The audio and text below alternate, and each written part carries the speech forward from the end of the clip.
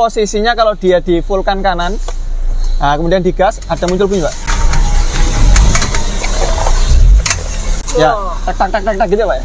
Rata-rata mobil di atas 120.000 km itu ketika kita bongkar itu dia mengalami kebocoran. Ketika kita akselerasi itu bodinya gedek kayak gempa bumi itu rasanya duduk.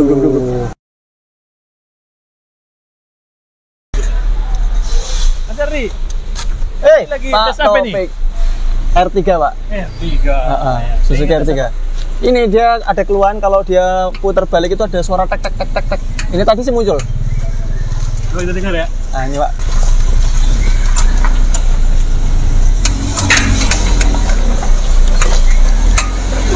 Bunyi. Nah. Ini coba ya, kita coba ya.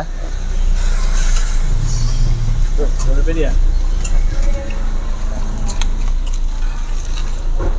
Lagi coba dia. Ini dia posisinya kalau dia di fullkan kanan, nah kemudian digas, ada muncul bunyi Pak. Ya, tak gitu Pak ya. Oke, kita bahas sobat dia. Mobil Anda penggerak depan, ya. Kita coba cari tahu apa permasalahannya. Dari mana sumber masalah itu? Bunyi tadi itu bunyi berasal ya. Tek saat dia diputar full ya Mas ya? Iya Pak. Mobil sobat APD yang Suzuki silahkan bergabung di bengkel A Motor. Kita coba cari tahu permasalahan dari mobil Suzuki R3 ini bersama Mas Ardi. Wih, assalamualaikum Pak Taufik. Waalaikumsalam warahmatullahi wabarakatuh. Mas Ardi, lama nggak ngebahas tentang CP joint. CP joint ya. Ini karena mobil ini penggerak depan. Ya. Terus dia kalau penggerak depan itu kan dia kan menggunakan drive shaft Pak. Oke. Keuntungnya apa? Dia memperpendek jarak antara transmisi sampai ke roda. Jadi harapannya dengan pendeknya sumbu penarik dan juga pendorong untuk gaya gerak itu dia lebih irit Pak. Jadi bensinnya lebih irit dibandingkan dengan menggerak belakang. Nah, ini akan kita coba cek dulu Pak. Kondisinya seperti apa untuk yang menyebabkan dia bunyi itu penyebabnya dari apa? Nah, nanti kan akan kita coba angkat dulu. Kalau dari kami sih kemungkinan besar itu dari as rodanya. As roda atau CP joint. Jadi nanti akan kita jelaskan atau kita coba hadirkan bentuk rekayasanya ya. Kalau dia kondisinya belok itu seperti apa kinerja CP jointnya, kemudian dalemannya itu seperti apa, nanti akan kita coba ambilkan spare part penggantinya. Seperti itu Pak Taufik. Baik. Kita akan coba angkat dulu. Siap.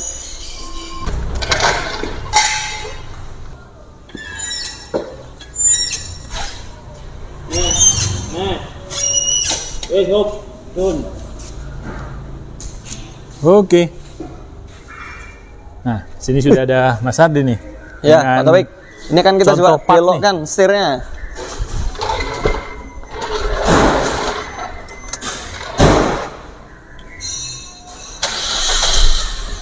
Nih, akan disimulasi nih oleh Mas Ardi.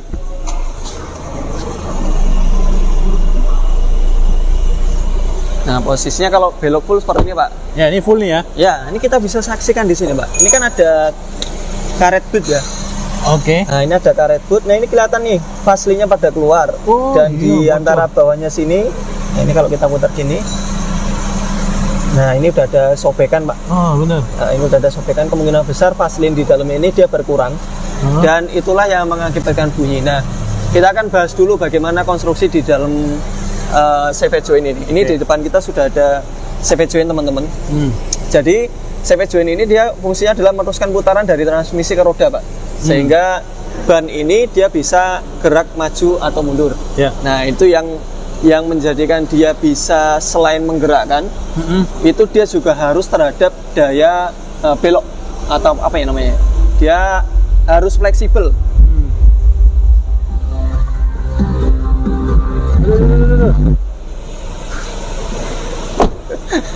Audionya bunyi kenceng banget, sound horek. Nah, ini Pak, posisinya ini adalah dalemannya. Jadi dia yang bagian luar ini dia akan mendapatkan roda atau bearing ya. Nah, di bagian ini AC berarti ya ke roda ya? Ini AC yang ke roda ke bearing. Oke, baik. Jadi dia ketika masuk ke bearing, nah ini yang masuk ini gerigi. Ini ada jumlahnya, Pak. Nah, ini ada jumlahnya, kalau dihitung itu dia mungkin bisa di atas 20-an. Nah, di dalam sini juga ada ininya, ada gearnya juga. Bentuk gear ini sama ini dia bentuknya sama, hanya jumlahnya beda dan ukurannya berbeda. Tapi kalau untuk secara alurnya ini sama, dia bentuknya alurnya seperti ini. Nah, yang dalam ini dia as. Ini Pak. Nah, ini asnya ini. Ini dalamnya asnya, terus di dalamnya sana ada bentuknya savage joint juga kayak gini. Hanya dia beda. Nah, sisi sebelah luar itu dia wajib harus fleksibel. Nah, kenapa dia fleksibel? Karena kalau dia belok, dia kondisinya kayak gini, Pak. Benar. Nih, kita bisa saksikan ya posisinya bearing. Jadi bearing itu dia maju mundur di dalam sini. Jadi, ada yang bearing yang berputar ya? Ya, betul. Nah, kalau ini bearingnya maju mundur ya? Maju mundur. Jadi ini kita anggap aja asnya. Ya, ini asnya ini dia masuk. Nah, kalau asnya muter satu, maka ini harus satu. Jadi kan ini nggak akan bisa, karena dia gerigi, ini nggak akan bisa slip. Nggak, yang di sini misalnya muter kayak gini, ini nggak muter, nggak mungkin. Jadi dari transmisi asnya muter, maka dia akan ngikutin. Kemanapun akan ngikutin. Nah, ketika dia belok, maka dia posisinya tetap ini sama ini tetap muter, tapi dia fleksibel. Nah, kasus ini itu terjadi ketika bearingnya ini dia sudah aus, Pak Taufik. Jadi ketika bearing ini sudah aus, bola ini kan ada bola-bola ya. Nah, anggap aja ini kita lagi belok mentok. Ya, ini belok mentok nih. Lagi belok mentok. Maka ada salah satu atau 3 bearing ya. Di sini dia yang mengalami posisi yang agak nongol. Keluar. Agak nongol. Betul. Ketika bearing ini dia kan gini Pak kerjanya. Nah, kadang kanan, kadang kiri, betul, kadang kanan, kadang kiri kayak gitu kan. Bearing ini kan maju mundur. Betul. Tentunya bearing ini wajib ada pelumas. Makanya di dalam sini harus ada vaselin, pelumas, gemuk. Kita nggak boleh bilang vaselin. Kemarin saya dikomplain.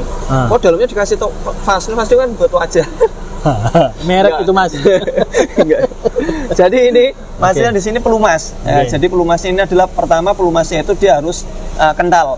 Nggak boleh pelumasnya encer. Jadi harus kental. Kemudian yang kedua harus tahan panas pelumasnya. Jadi kalau dia nggak tahan panas maka dia nggak mampu melindungi bearing sini, Pak. Jadi nggak sembarang ya? Nggak sembarangan fatnya. Jadi ada fat khusus kayak gitu. Nah, ini fat ini akan ditampung oleh yang namanya karet boot. Nah, kurang lebih gini teman-teman. Karet boot ini, ketika karet bootnya dia sobek atau lepas atau kayak seperti yang di mobil ini, dia mengalami retakan sehingga vaselinnya keluar, maka yang terjadi adalah pelumas di dalam sini itu mengalami kekurangan kapasitas, Pak. Sehingga pelumas ini tadi mungkin posisinya nggak bisa melumasin semua bearing, gitu, karena dia mungkin levelnya dia kurang. Kalau levelnya kurang dia nggak bisa melumasi semua bearing. Akhirnya apa? Bearing yang dia kalau belok kanan kiri seperti ini dia maju mundur di dalam, jadi dia maju mundur seperti ini, maka dia menjadi aus. Sehingga kalau dia pas posisi belok pol gini, seret ada di antara yang bearing yang keluar seperti ini, maka dia bisa aus di antara bearing sama rumahannya. Yang terjadi adalah ketukan. Nah, ketukan itu yang tadi bikin bunyi kalau kita belokkan full, Pak Taufik. Tek gitu ya. Betul. Nah, solusinya apa kalau sudah terjadi ketukan seperti itu? Maka karena kita bukan bengkel Pakistan, ini kita ganti. Kalau bengkel Pakistan dibuatin, bongkar ya, diganti bulat-bulatnya, diganti bulat-bulatnya. Kalau enggak ini rumahnya ditambah daging. Kemudian dia betul ya, bubut lagi. Memungkinkan ya? Memungkinkan di Pakistan, di ini Pak, di mana Pak? Pakistan ya. Nah, di Pakistan. Baik. Kayak gitu, Pak. Nah, tadi kan bunyinya tek gitu ya, Mas. Ya, betul. Nah, itu belok kiri belok kanan tergantung dari rusaknya bearingnya ya. Tergantung dari rusaknya bearing, kemudian dari ininya, Pak, posisi rumahnya. Nah, karena dia kan beloknya nggak semua belok kanan itu dia bunyi. Nah, hanya pada sudut-sudut tertentu, terutama yang paling keluar. Begitu yang paling keluar gini, seret, nah, dia akan cenderung oblak di sini, di bagian sini. Dan ini akan kedengaran biasanya pada saat putar balik ya? Putar balik, betul. Jadi kalau kita putar balik di kalau di Jogja itu ada ring road ya, atau mungkin di lapangan, kalau lagi teman-teman manuver di lapangan itu dia akan bunyi tek sesuai dengan putaran roda. Semakin kencang semakin? Ya, jadi semakin, misalnya gini, dia pas posisi belok, putaran roda kan gini, Pak? Iya. Oke, toh? Putaran roda gini, maka dia akan terlihat bagian-bagian yang oblak. Terasa bagian-bagian oblak itu mengeluarkan suara tek kayak gitu.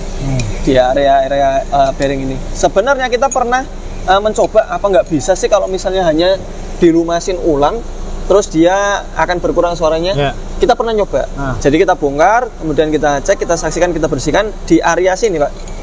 Ini kalau kita bicara, nah ini kan ada rumah bearingnya. Ya. Ini memang ada keausan, jadi ada bekas jalurnya di sana, gitu. Kemudian setelah kita bersihkan, kita lumasin ulang. Nggak hilang bunyinya. Padahal udah kita masukin Vaseline di sana. Harapan kita kalau Vaseline-nya atau pelumasnya itu dia berada di sana kan paling nggak ngurangin ketukan. Tapi ternyata tidak menghilangkan. Baik, Mas Adi, kan biasanya gemuk atau apa namanya Vaseline, ya. Itu kan biasanya agak kental ya. Betul. Ini kok ininya bocor, kok dia bisa ini keluar? Oke. Jadi gini Pak, posisinya dia Vaseline itu, makanya dia kan harus punya syarat harus tahan terhadap panas. Oke. Tapi yang namanya barang pelumas ya, itu dia nggak akan bisa bertahan abadi. Jadi maksudnya tahan terhadap panas itu ketika dia dipakai dalam kondisi kental, ketika dia dibuat manuver jalan ngerem itu dia tidak segera mencair. Nah, kondisinya kalau dia sudah lama, mobil ini kan memiliki usia Vaseline dan juga usia karet. Ketika Vaseline-nya dia sudah lama-kelamaan kan akan mencair. Kemudian kalau dia kondisinya karet ini kan dia kan kalau yang bagian dalam Pak, ini karet ini biasanya dia tidak ada campuran kayak plastiknya, jadi murni karet. Tapi kalau bagian sisi luar karena dia sering buat belok kiri belok kanan, dia karet ini dia ada kayak campuran plastiknya, jadi lebih keras.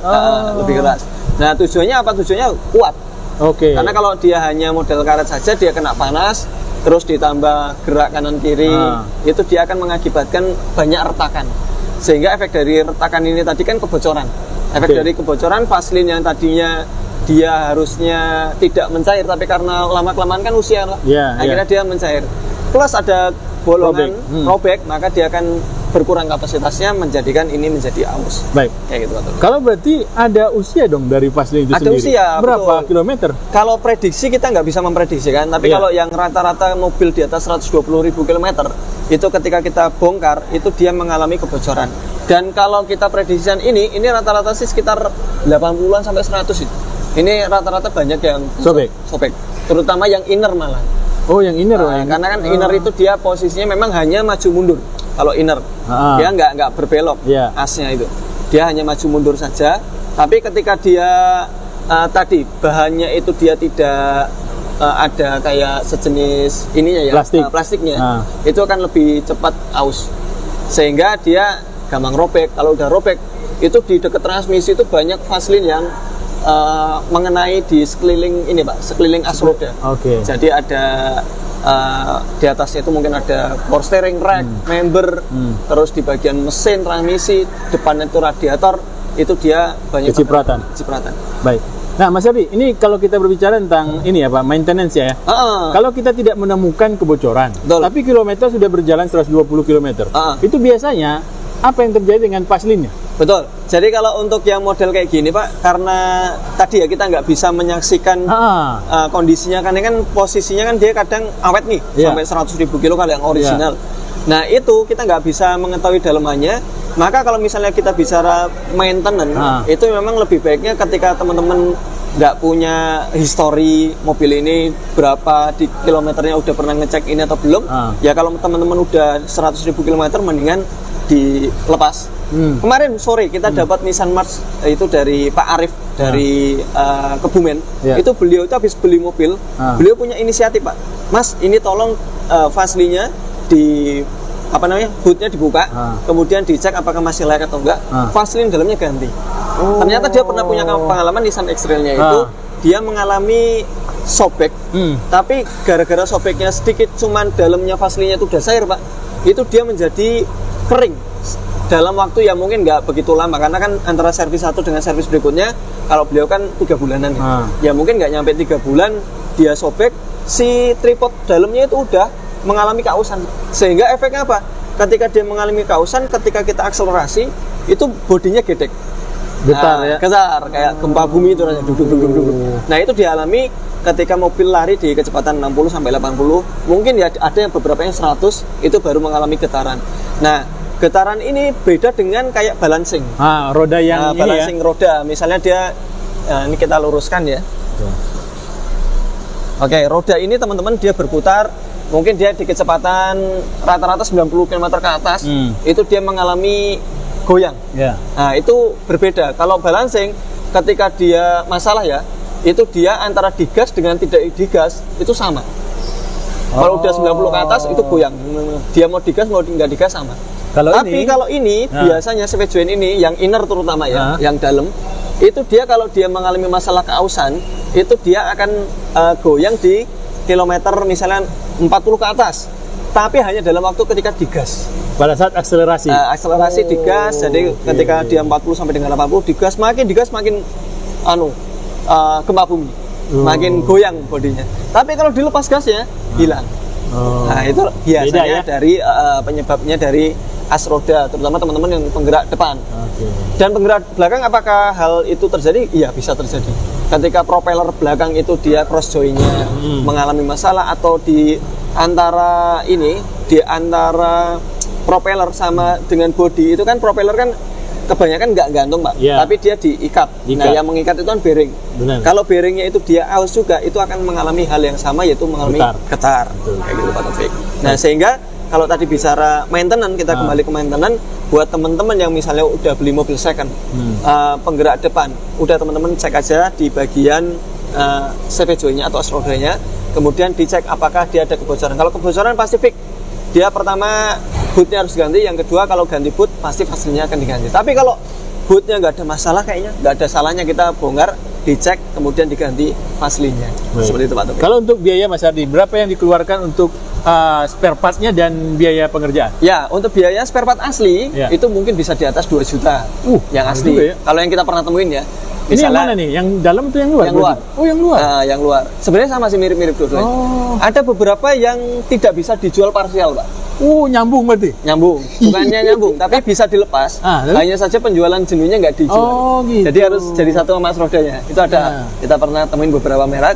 Terus dia kalau misalnya pakai yang KW, harganya kisaran 300 sampai dengan 700 ribuan per piece-nya. Kayak gitu. Kalau KW kan banyak, ada beberapa merek ya. Teman-teman bisa nyari sendiri di toko-toko online, dan itu didapati harganya bervariasi. Dan nggak perlu khawatir, biasanya untuk merek-merek yang dijual di pasaran Indonesia itu cukup terbilang awet. Ya mungkin kalau kita targetkan yang original dengan harga 3 juta ya.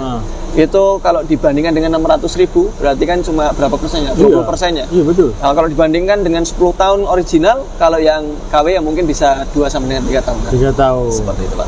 Berarti nanti 3 tahun ke depan itu bisa bunyi lagi ya? Bisa kemungkinan bunyi, atau bisa kemungkinan hanya sekedar getar saja Pak. Tapi itu kan bisa disiasati dengan bahwa kita sadar diri bahwa mobil yang kita pakai spare partnya nggak original. Akhirnya untuk maintenance-nya bisa dipercepat lah. Percepat ya. Jadi mungkin sebelum 3 tahun itu teman-teman udah selama 1,5 tahun misalnya udah dipakai, teman-teman harus sering kontrol karet bootnya paling nggak. Kemudian yang kedua, kalau misalnya kok dirasa baik-baik saja, untuk maintenance ya nggak ada salahnya dilepas bootnya, kemudian diisi ulang fasilinya. Yang jelas lebih amannya posisi yang seperti apa harus mengisi ulang vaselin, yaitu posisi drive shaft-nya dilepas. Apakah di dalam bisa? Bisa sebenarnya. Tapi dilepas plastiknya gitu ya? Dilepas ininya Pak, as rodanya. Kalau yang di dalam nggak usah pakai lepas bisa?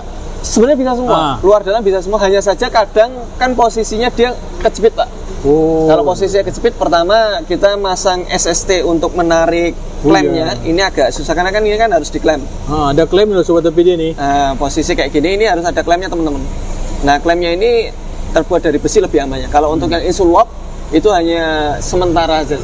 Kadang dikasih kawat Mas. Iya, kawat bisa abadi Pak. Tapi kawat itu kan dia kan bahannya kan gampang karat. Sementara di bawah itu kan kondisinya kayak kalau dia kena hujan air, itu kan dia kan akan mempercepat karat pada kawat itu. Mungkin waktu emergensi ya bisa dipakai. Misalnya nggak ketemu klem, tapi teman-teman harus ganti dengan klem yang dia stainless, yang anti karat.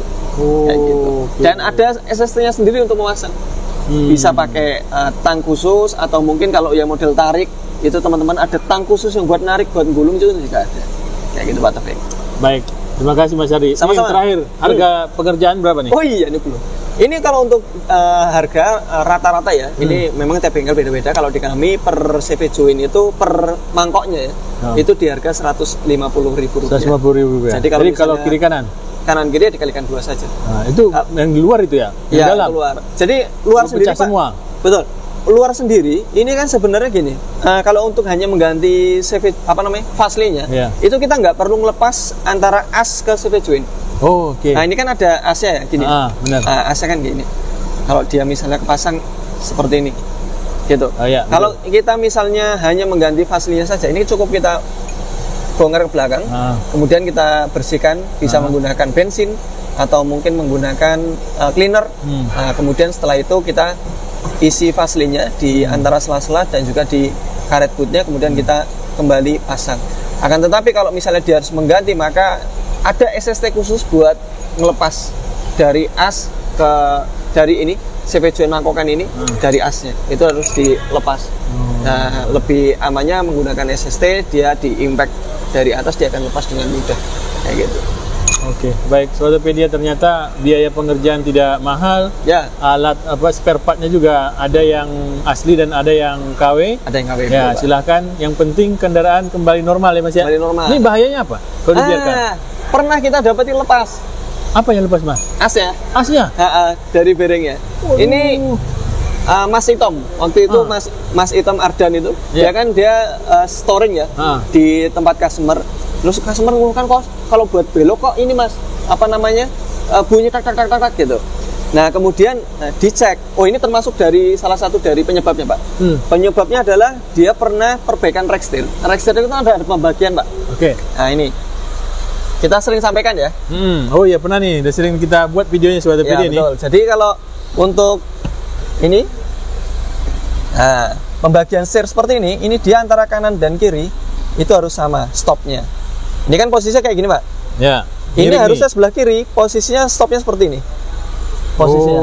Kalau kanannya seperti ini, posisinya seperti ini. Kalau kanannya misalnya dia seperti ini, maka kirinya harus seperti ini. Benar. Kayak gitu ya. Ini ingat-ingat ya. Jadi sebelah kanan seperti ini, maka kirinya harus maksimal mentok segini. Oke, coba kita lihat. Kita coba ya. Nah, kalau ini sama. Iya. Berarti kan ini kan bagus. Artinya apa? Dia itu untuk yang ausnya itu bukan karena efek dari ini. Pembagian yang salah. Betul, bukan karena pembagian salah, tapi karena semua itu karena usia. Usia. Tapi kita pernah dapat yang Mas Itom muter balik itu sampai dia lepas.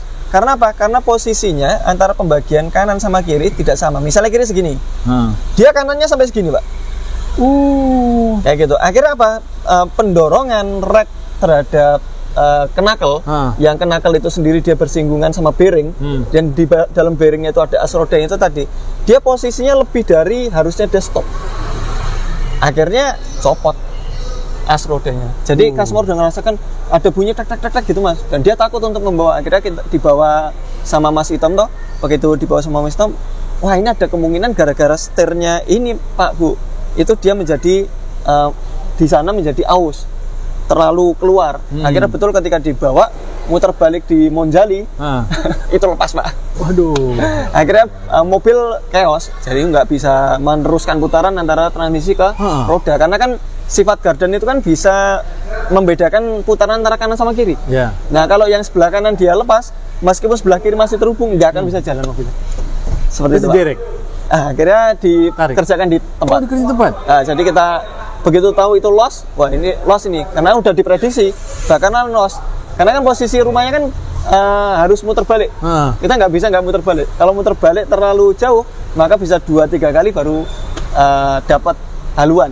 Tapi ini kondisinya ya takdir. Belok kan full, dia begitu belok cetak, terdengar suara cetak, udah dirasa itu lepas dan udah diprediksi. Akhirnya hanya bisa turun dorong mobil, salah satunya Mas Ilham di sebelah kiri, Mas Iston di sebelah kanan. Tapi ininya masih tetap posisi berdiri Mas ya? Apa namanya rodanya? Roda kan ada yang belok itu apa jatuh? Ball joint, Pak. Oh, itu ball joint. Itu ball joint, betul. Jadi bedanya antara ball joint sama as roda. Kalau ball joint itu dia lepas ini lower armnya, lower armnya lepas terus dia gini, Pak, keluar. Kalau ini ball joint-nya masih aman, itu nggak akan bisa ban itu nggak akan bisa ini lepas. Tapi ini kan kondisinya karena tadi ya, ini kita ilustrasikan ya. harusnya segini dia udah mentok. Ini dia dipaksa lagi. Nah, sehingga dia mentok sini, kemudian dia melepaskan bearingnya. Di samping bearingnya sudah aus memang.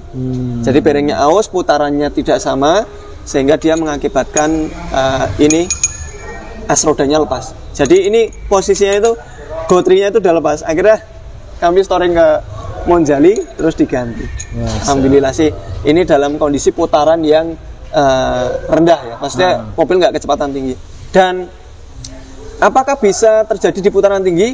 Kalau prediksi kami nggak bisa. Nggak bisa ya. Karena kan kondisinya bearing ini kalau dia kecepatan tinggi pasti kan mobil kan setir lurus. Kalau setir lurus posisi bearing akan ngumpet di tengah-tengah, Pak. Betul. Tapi kalau dia pas posisi belok, nah ini bearing ini bisa lepas satu aja udah cukup untuk bisa mobil jadi bunyi parah dan juga bisa jadi lepas. Kecuali dia slalom, Mas ya.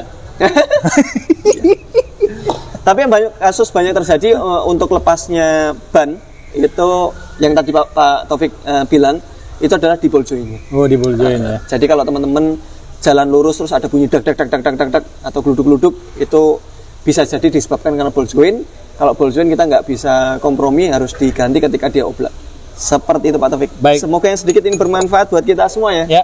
Terima kasih. Assalamualaikum warahmatullahi wabarakatuh. Waalaikumsalam warahmatullahi wabarakatuh.